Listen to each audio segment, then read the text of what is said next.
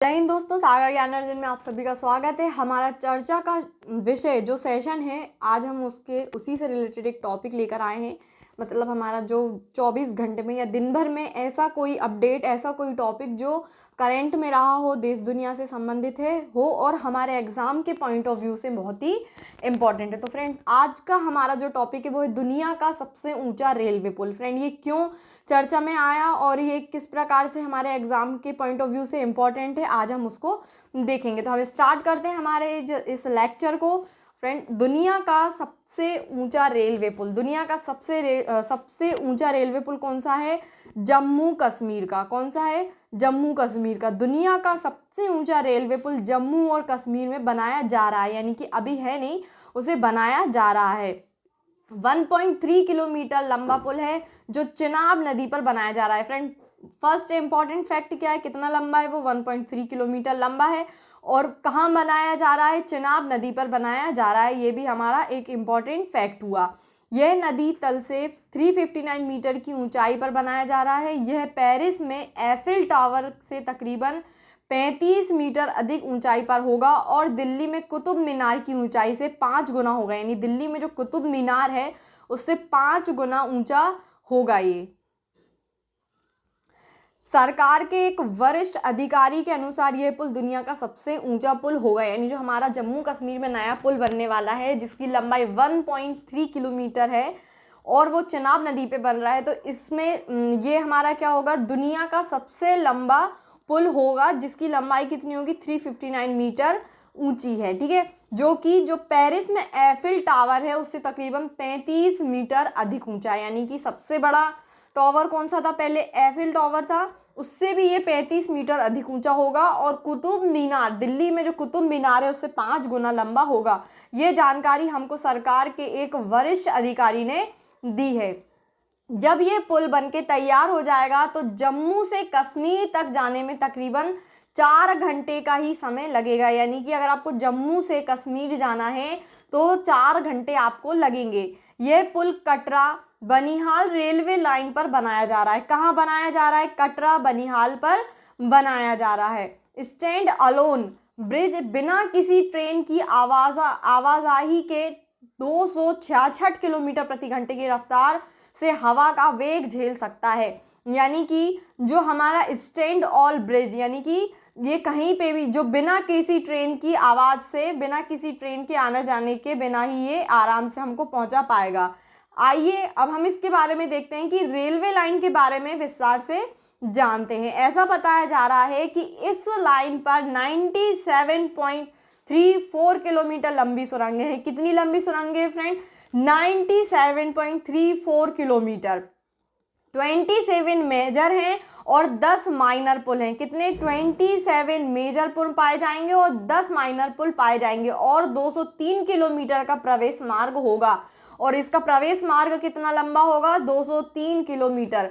यह railway link Katra से बनिहाल के बीच 111 किलोमीटर की दूरी तय करेगा। यानी कि कटरा से बनिहाल तक के बीच में कितनी लंबाई है फ्रेंड? 111 किलोमीटर की दूरी रहेगी। यानी चेनाब पुल की तुलना में कम ऊंचाई और लंबाई वाले कई पुल और सुरंगें होंगी जो जम्मू से घाटी को जोड़ने के लिए बनाई जा रही हैं।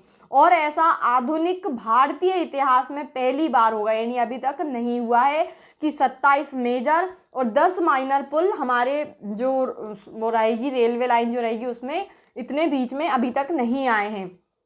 ऐसा माना जा रहा है कि यह आर्थिक तौर पर परिवार और व्यावसायिक यात्राओं के लिए एलओसी और कश्मीर के आसपास रहने वाले लोगों के लिए उम्मीदें लाएगा। यानी कि देखिए फ्रेंड, पुल बनेगा तो रोजगार भी मिलेगा, जो बेरोजगार हैं, जो मजदूर हैं, उनको रोजगार भी मिलेगा।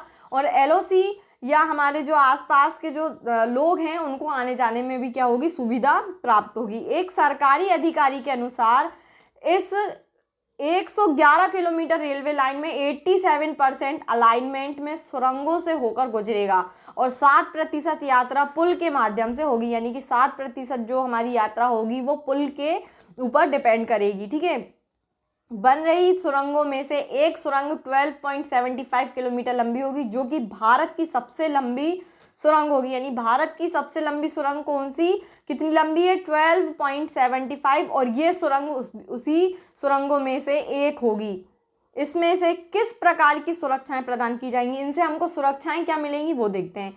एक सुरक्षा सुविधा जो इसमें प्रदान की है वो क्या है कि हवा की गति 90 किलोमीटर प्रति घंटे से अधिक होने पर ट्रेन पुल पर से नहीं गुजरेगी। जो ट्रेन है वो पुल पर से क्या होगी, नहीं गुजरेगी। यानी रेलवे हवा के वेग की जांच करने के लिए पुल पर सेंसर स्थापित किए जाएंगे। जैसे ही हवा की गति 90 किलोमीटर प्रति घंटे से अधिक हो जाएगी, ट्रैक पर सिग्नल लाल हो जाएगा, जिससे ट्रेन की गति रुक जाएगी, और ट्रेन की गति क्या हो जाएगी, रुक जाएगी। यानी कि 90 किलोमीटर से अगर ज़्यादा है तो ट्रेन नहीं निकलेगी, लेकिन 90 किलोमीटर प्रति घंटे से अगर कम है तो ट्रेन उधर से निकल सकती है, उसको लाल सिग्नल दिया जाएगा। इस संरचना का निर्माण करने के लिए स्टील को चुना गया है। किसको, स्टील को, क्योंकि ये अधिक किफ़ायती है और 20 डिग्री सेल्सियस के तापमान पर और 250 किलोमीटर प्रति घंटे से ऊपर की हवा की गति का विरोध करने में सक्षम है।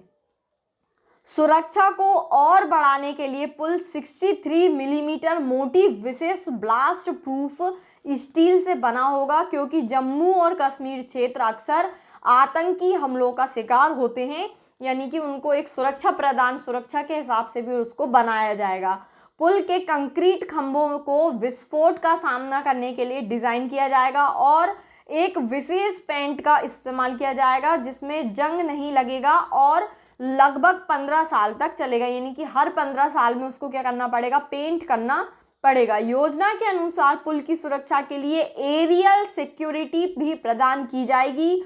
यात्रियों की सुरक्षा और गंभीर परिस्थितियों में प्रशिक्षित करने के लिए पुल पर ऑनलाइन निगरानी और चेतावनी प्रणाली स्थापित की जाएगी। इससे सटे फुटपाथ और साइकिल मार्ग बनाए जाएंगे। यानी कि फुटपाथ और साइकिल मार्ग भी बनाए जाएंगे। यानी कि सिर्फ एक पुल का ही काम नहीं होगा, उसमें और भी ऐसे बहुत सारे काम होंगे जिससे अलग अलग प्रकार का अलग अलग लोगों को अलग अलग व्यवसाय दिया जाएगा। इसमें कोई संदेह नहीं है कि इससे राज्य के आर्थिक विकास में योगदान मिलेगा और आवागमन में भी मदद मिलेगी। जो कि हमारा जम्मू कश्मीर अभी नया 370 के बाद 370 धारा जो उसमें लगी थी, उसके बाद से उसको केंद्र शासित प्रदेश में विभाजित कर दिया गया था। किस प्रकार से, यानी कि उसको लद्दाख और जम्मू 2 भागों में बांटकर उनको केंद्र शासित प्रदेश बना दिया गया था। तो इसी कारण उसमें क्या है, जब वो हमारे केंद्र ने उसको जब से शामिल किया है तब से उसमें क्या है, नए नए व्यवसाय लाना होगा जिससे वो और विकसित हो। पहले से बहुत ज़्यादा उसमें विकसित करने के लिए और उसको आगे बढ़ाने के लिए नई नई योजनाएं निकाली जा रही हैं, क्योंकि वो अभी बाकी राज्यों से क्या है, पिछड़ा हुआ है। Okay friend, thanks to watch my video. मेरे और बाकी के भी आप लेक्चर देखना जो हमारी चर्चा के यानी करंट बेस्ड हैं, वो आपके हर एग्ज़ाम के पॉइंट ऑफ व्यू से इम्पॉर्टेंट है। और आज के दिन ही यानी 25 नवंबर को न्यूज़पेपर में ये डेट आ चुकी है कि एमपी कांस्टेबल यानी कंफर्म हो गया है कि एमपी कांस्टेबल दिसंबर से जनवरी के बीच में फॉर्म फिल होगा और हमारा मार्च में वो एग्ज़ाम होगा ही। अभी तक क्या था, ये सिर्फ हमें ऑनलाइन ही पता था, लेकिन अब न्यूज़पेपर में आ गया है, यानी कि ऐसा होगा ही। अब 4000 पोस्ट निकली हैं एमपी कांस्टेबल की, 4000 पोस्ट निकली हैं जीडी की और उसकी रेडियो की, दोनों की मिलकर 4000 टोटल पोस्ट निकली हैं। इसलिए हमारे लिए तैयारी बहुत ज़्यादा ज़रूरी है। आने वाले 4-5 महीने में हमको हमारी पूरी कंप्लीट प्रिपरेशन करनी है। तो आप हमारे करंट अफेयर्स ज़रूर देखना और हमारे प्रीवियस ईयर क्वेश्चन पेपर चल रहे हैं एमपी कांस्टेबल के, उनको भी आप देखना। और इनके अगर आपको पीडीएफ चाहिए, हमारे हर एक लेक्चर का पीडीएफ होता है जो हम हमारे सागर ज्ञान अर्जन टेलीग्राम चैनल पर डालते हैं। Thanks to watching.